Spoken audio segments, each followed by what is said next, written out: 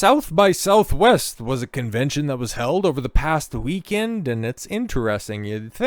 You would think that Star Wars would go ahead and hold most of its cards a little bit closer to its chest, because next month they have Celebration out there in Japan, where I'd imagine we're probably going to hear a bunch of other announcements, and maybe Kathleen Kennedy will take the stage and finally announce that she's going to be gone at the end of the month, and that news cycle will pick up once again. But yeah, at South by Southwest, you got new screenshots and concept art that actually, now that I take a look at this, and I just made this connection right here looking at this once again, you take a look at some of that concept art and it looks eerily similar to that Avengers Doomsday stuff that we got not that long ago. But anyways, details for Mando and Grogu's Millennium Falcon mission. Oh yeah, because hey guys, you remember, because Star Wars can't tell an original story, hey, we got discount Boba Fett and he's going to the place where you seen the Boba Fett in The Empire Strikes Back. He's going to Cloud City. He's also going to be going in the Millennium Falcon. Oh my god, that's the ship that's piloted by Han Solo, your father. God damn it, man, this shit is so dumb.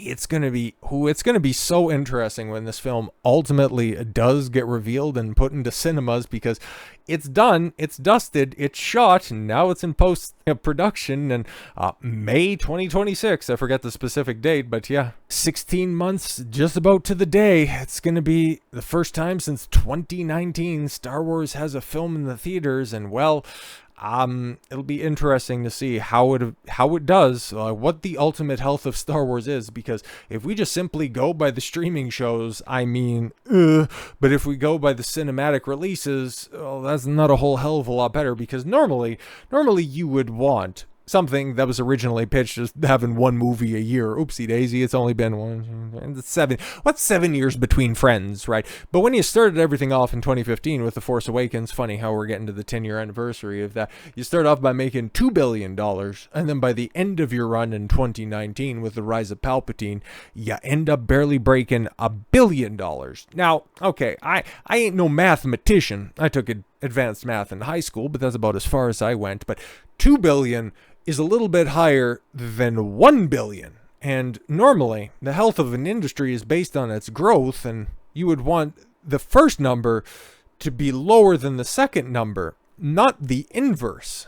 But I guess the reason why The Rise of Palpatine was so widely derided by Star Wars fans and the public at large is because the fleet for the Final Order couldn't figure out how to go up. Therefore, they could have never gotten to Cloud City, and they couldn't allow you to remember more things in the theater. Anyways, a new adventure is coming your way, so prepare to jump to light speed. First announced the D23 Ultimate Disney Fan Event, a new adventure featuring Din Djarin. Remember, that's the name. That's the actual name of the Mando guy, the knockoff Boba Fett with the shiny armor, and the little kid, the titular Mandalorian from The Mandalorian, is coming to Star Wars Galaxy's Edge at both Walt Disney World Resort and Disneyland Resort. And yes, Grogu is coming along for the ride. Yes, after we're done jangling the key of Luke Skywalker. You remember Luke Skywalker? He's got the Force, and he defeated the Empire, not the Emperor, even though he thought that he did. He vaporized them, but actually he's died before. But yeah, you could go down there. You could go meet him whenever, and nobody's going to actually go down to Galaxy's Edge because nobody wants to go to discount Iraq.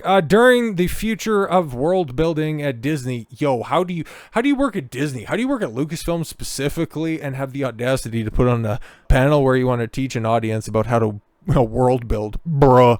The Mandalorian creator and Disney legend Jon Favreau. That's hilarious because he did all of his legendary work prior to being brought on with Disney, because Jon Favreau, he's the guy who helped make Iron Man what it is. But then he also made The Lion King 2019, and he's also been responsible for some of those horrific scripts from The Mandalorian. But hey, don't worry, guys. The movie's going to be so much better.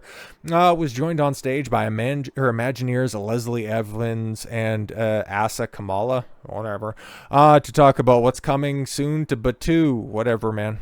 But yes, it's something that can only be done at Disney, bringing avid Star Wars fans closer to the stories they know and love via the member berries. Okay. Oh, no, I'm sorry. Imaginative magic at Disney parks. The update is only a parsec or two away. The upcoming Mandalorian Grogu movie and the update to the Millennium Falcon Smuggler's Run will debut on May 22nd, 2026.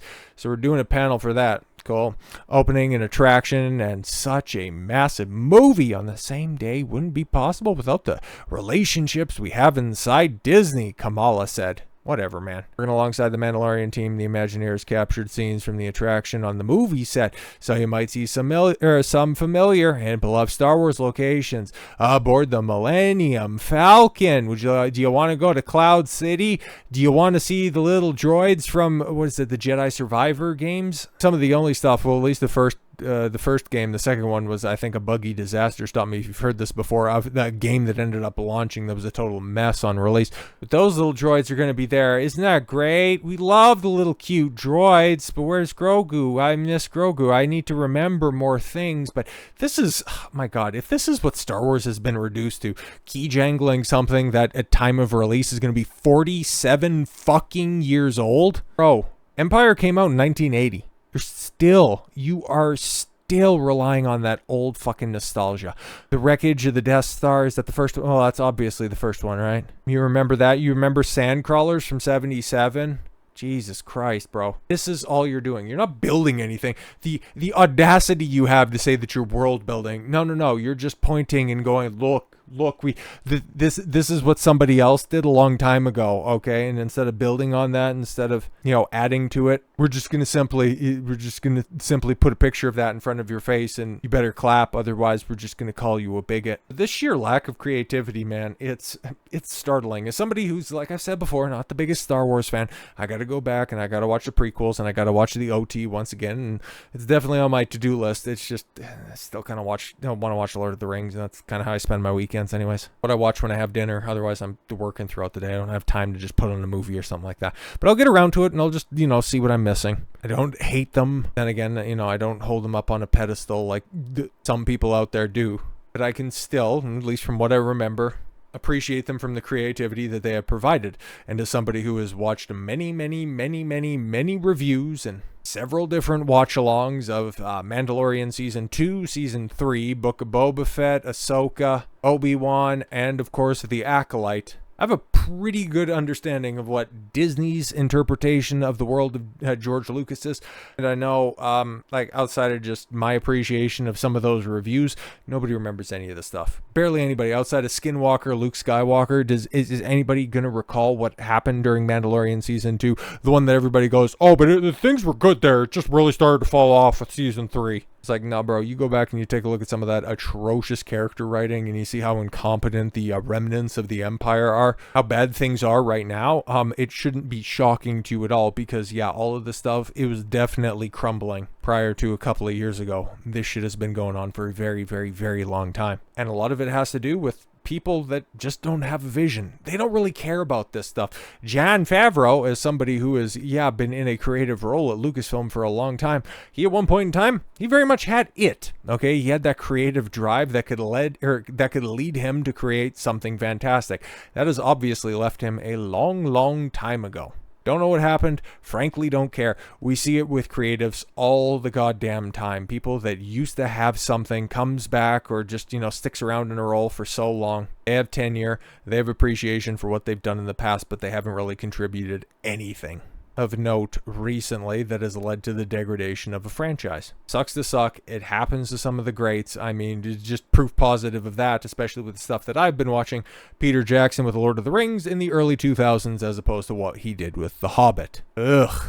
But somebody who also went through this cycle, and specifically in Star Wars, is George Lucas himself, and care of Star Wars Theory, he has brought to light a treatment, okay, for George Lucas pitched show that would have had a hefty price tag and B, an interesting story. I don't know if it would have been any better if George was going to be writing it. Probably it would have had the same quality of dialogue and absurd plotting of the prequels. But would it have been better than anything that Disney put out there?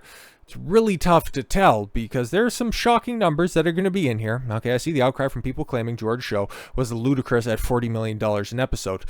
I mean, you take a look at The Acolyte specifically, and that thing cost $230 million to produce 8 30-minute episodes, and bruh, you're not really that far out of the $40 million an episode ballpark, really. Okay. Andor's 24 episodes cost $750 million. That equates roughly to $32 million an episode. And that shit looks, can't speak about season 2, but at least the first episode. Yeah, exactly. Okay. George's Underworld show was going to blow up Star Wars. Yes. And this is what we're talking about here. Don't know about the name, don't know about the title, but yes, Star Wars Theory uncovered an interview with, yes, Rick McCallum and George's Underworld show, which was being pitched at the time that he sold Lucasfilm and all of the affiliated properties to Disney. This is the show that he wanted to do to bridge the gap between, I think, Revenge and A New Hope. I think that's where it was supposed to be. But George's Underworld show was going to blow up Star Wars in a good way, and Disney never would have offered to buy it, according to Rick McCallum. It would have been heavy on violence, sex, and grit, which, okay, cool. You want to have a more mature story, which is, okay, totally fine, but is this going to be like an actual mature story? Is this going to be like the first few seasons of Game of Thrones, or is this going to be the last few seasons of Game of Thrones, or is this going to be Zack Snyder's interpretation of Star Wars? Is this going to be Rebel Moon, but just from George? So if he would have kept on Daisy Ridley, it would have been Rebel Moon-shaped head. Anyways, heavily have tied into the 1313 game, which was, god damn it, man. Even as somebody who is as passing of a fan of Star Wars as I was looking forward to, a 1313 game because it was being written by Amy Hennig, the creative drive behind Naughty Dog, which is now on a shot clock because with Neil Druckmann coming out and saying that The Last of Us Part 3 is probably not going to happen. Yeah, we know he's about done. We know that studio is just about done, but that's another story for another time. George was very hands-on with the game's direction and story. Interesting. Eventually saying it would have focused on Boba Fett as a main character. Yeah, and this is where, I don't know, man. Like, it could be an interesting story, but if you just want to shoehorn in characters like that, it's kind of like how Rare was making. This is going to be a very niche reference, but you'll understand here in a second. Rare was making space exploration game with dinosaurs, and then one day Shigeru Miyamoto walked into their offices and was like, can we make this a Star Fox game? Then he ended up with Star Fox Adventures and the weird female fox and running around raiding tombs as Star Fox, not flying ships. But it's like, okay, cool. If you wanted to tell an underworld story, but yeah, focusing on Boba Fett as your main character, you can start to see where things, especially if you have a wider context to the rest of the Star Wars, Disney Star Wars properties. Does this start to ring a couple of bells? Well, it should. This Underworld show would have focused on the bad guys from a certain point of view and told stories in a new way that would have enriched the first 6 films, which were all released at this point. Yeah, we know. George was set to meet with HBO the next day, and some scandal happened, and the meeting was delayed, allowing Disney's Bob Iger more time. George had loyalty to Bob because back in the 90s, Bob was high up in ABC, which aired George's passion project TV show, The Adventures of Young Indiana Jones, which they are also trying to reboot. Oh my god. Wish had a Young Indiana Jones time traveling. It didn't do very well for ABC's ratings. To give it a second season, George was hurt, and so was Bob. Pushed and convinced ABC to give George his second season. George felt indebted to Bob for this act of kindness. He was a loyal guy, so when Bob 20 years later had a private lunch with George in downtown Disney to pitch him the idea of selling Lucasfilm to Disney with the opening precedent of you're getting old and you have no heirs, documented in Bob's book. Essentially, George, who was already in pre-production of the sequel trilogy and this show, warmed up to the idea and sold Lucasfilm. Interesting. So yes, Theory ended up putting out a video because he put out this clarification tweet, and we basically went over a lot of the stuff that he went through in the video, and there's a decent clip right here. Don't really need to play because there's some subtitles over this as well, but yeah, talking about the Young Indiana Jones show and all that stuff, of course. Keep in mind, yes, this was going to be the first project after the prequel trilogy, going through, telling gritty, and there's some screenshots of what was going on. Also, it was supposed to be going on with 1313, and yeah, if you're going to be doing some grittier stuff with Star Wars, can't necessarily say that would have been a bad thing. And I know it's like Star Wars is it's a goofy show, it's a goofy series about space wizards intended for children, but at this point in time, man, Star Wars is more or less a setting, and if you take into account the EU stuff, like it's something that could tell multi-genre stories. It just you can have a sci-fi aesthetic to a bunch of different shows. There's nothing wrong with that at all. It could be very interesting, and it would have been a hell of a lot more creative, and it would have been a better use of resources and anything that Disney has put out, because George was trying to flesh out the character and flesh out the world, or rather the underworld in Star Wars via a bounty hunter, something that originally got people hooked on Disney Plus back in 2019, only to quickly subvert it because, hey, you remember Yoda? Hey, you like babies? Hey, you want to remember all of my different cartoon characters because now the hack that's writing it has convinced himself that a personality trait can be covered up and manifest with a cowboy hat. George was trying to do something different. Would it have been good? It's tough to say, but we see the alternative, okay? What we're dealing with right now, and we can definitively say none of that stuff that they put out has had staying power, minus Andor, and we're going to have to see how that's going to end up concluding with Season 2. Because the fate of Star Wars is not going to be decided with Andor. A lot of things are going to be cleared up at Celebration. By cleared up, it's probably just more, or rather another round of announcements that may or may not happen. Still waiting for that Rian Johnson trilogy, aren't we? So with all that said, thank you all very much for the gift of your time. I've been Don Consuelo. I want you to follow your gut and get after it. Take care, everyone.